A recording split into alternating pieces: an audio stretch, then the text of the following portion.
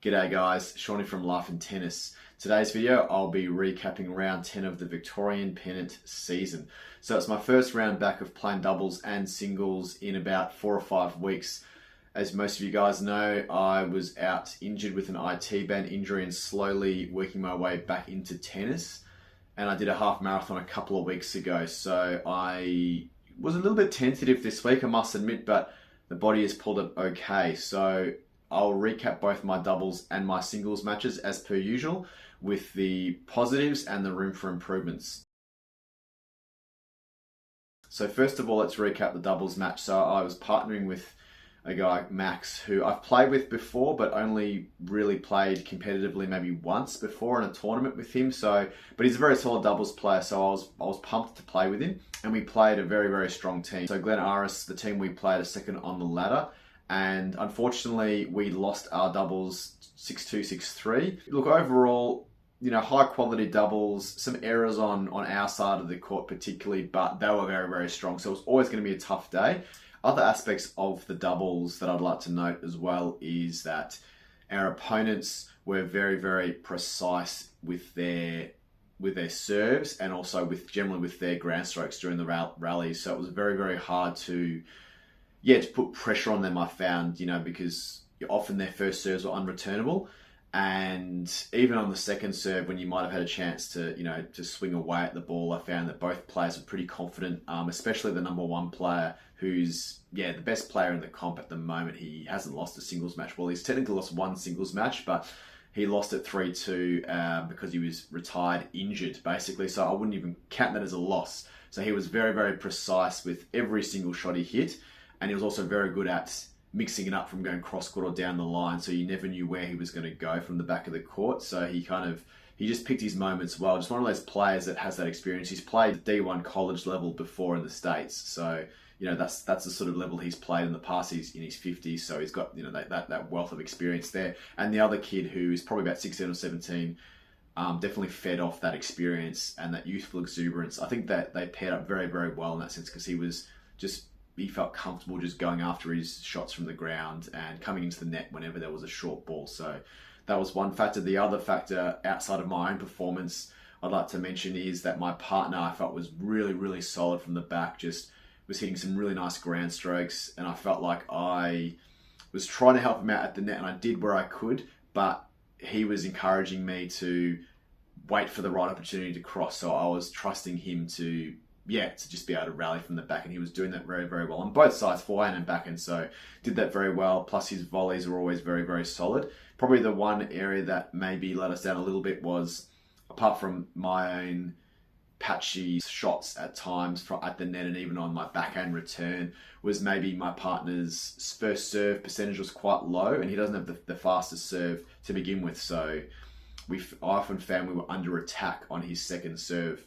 I didn't have any chance to cross on that. And even if I did try to cross, or even if I held my ground, for example, and the returner felt confident enough to just, cream a shot down the line, I really had to be alert for that volley. It made it tough to defend after that. So serve is key in doubles. I think you need to get a lot of first serves in, or at least have very consistent first and second serve that you're not going to get attacked off.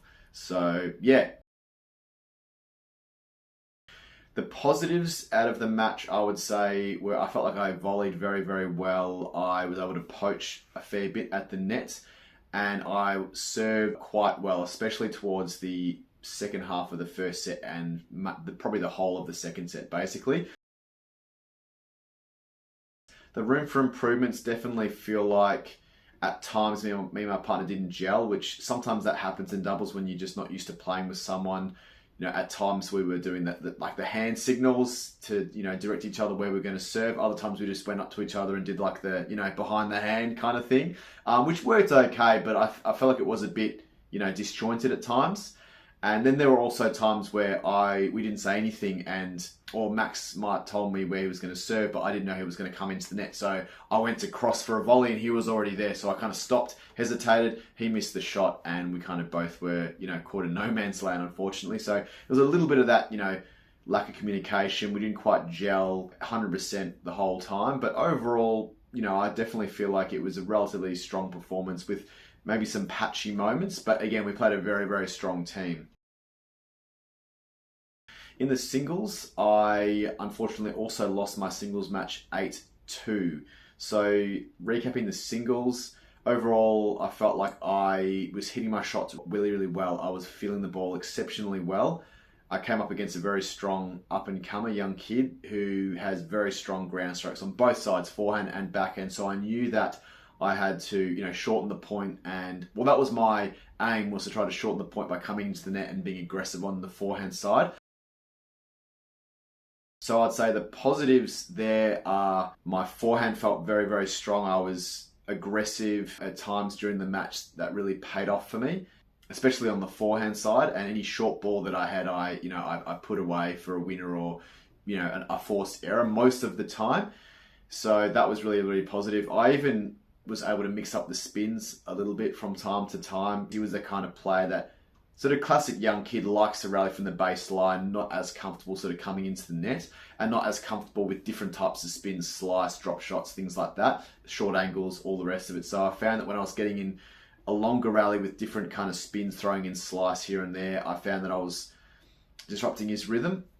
But as soon as I dropped any ball short, or even wasn't hitting, like, say, a penetrating shot, he pounced on it. He wasn't missing too often when he had time on the ball. So yeah, it was a tough match.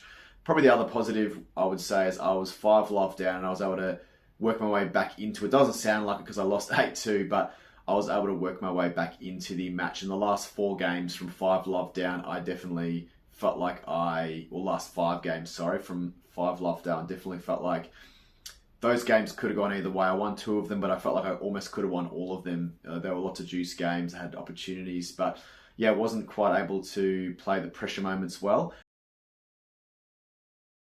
The room for improvements in my singles, definitely I would say I was trying to mix it up too much. So I didn't have sort of one clear game plan. I was trying to come into the net and shorten points, but other times I would sort of stay back and, try to be too aggressive too early, rather than trying to just be patient and work my way into the match, work my way into the rally. So maybe I was giving my opponent too much credit from the back of the court, whereas I know forehand to forehand, I'm able to match it with most players that I come up against. Maybe I was a bit worried about the backhand side because he was definitely pinning me on the backhand side, and I wasn't able to get quite the depth of penetration I would have liked on that side. I was getting some okay depth, but maybe wasn't penetrating with the backhand as much as I would have liked. So that was probably the main thing, is to maybe go back to basics and just play, much more consistent, much more patient tennis and wait for my opportunity to be aggressive, because I think I was just trying to be too aggressive too early.